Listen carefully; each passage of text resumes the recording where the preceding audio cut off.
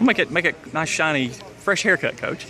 Let's talk Coach Legg, quarterback position this year. The biggest talk outside of Rakeem Cato, obviously, who's going to be in that backup quarterback position. You've got two viable candidates in Gunnar Holcomb and Cole Garvin. 1 week of practice in the books. Tell me what you've seen out of those two guys and kind of where they stand at as they work their way up the depth chart. I've seen a lot of promise out of both of them.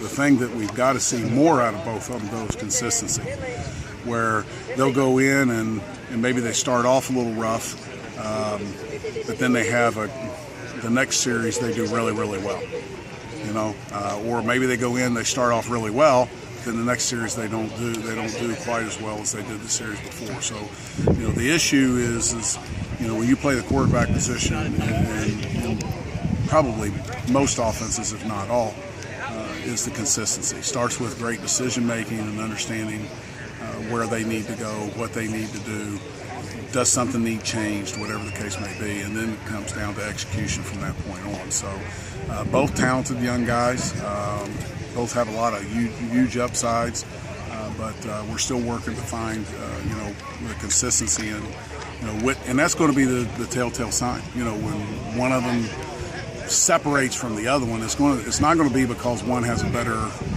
more ability or better throwing arm or whatever the case may be. It's going to be their ability to become consistent in what it is that we're asking them to do.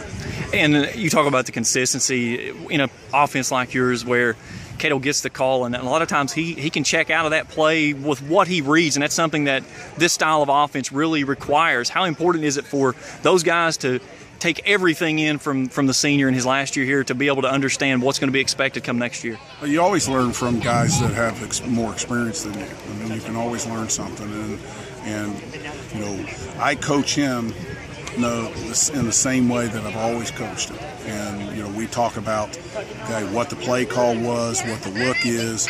Are they giving us what it is that and what is it that they're giving us? And if they're not giving us anything, then what are they giving us? And with the way our offense is set up, a young guy can survive without having to do a lot of checks, as long as he understands the ball should go here when it's this look and here when it's that look, and then be able to make the play once it's over with. Like I said, I'm not concerned with their ability to make the play. My concern is that we're still in that youthful stage where I thought that's what he was going to do. And in reality, we have to know what it is the defense is doing so that we can execute properly.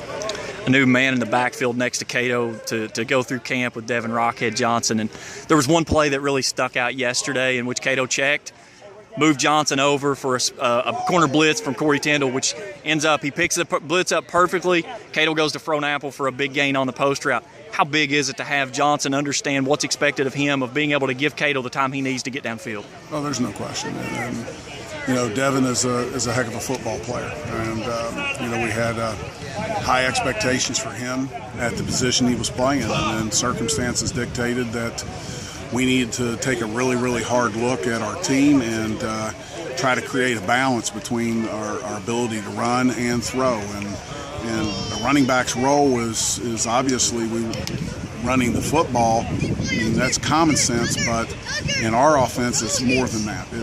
He's got to be able to run the ball when we give it to him. He's got to be able to pick up pass protections when he's involved in the passing game, and then when he gets released, he's got to catch the football coming out of the backfield. No question in my mind, Devin Johnson can do all three of those things. All right, Coach, thank you for your time. Yep.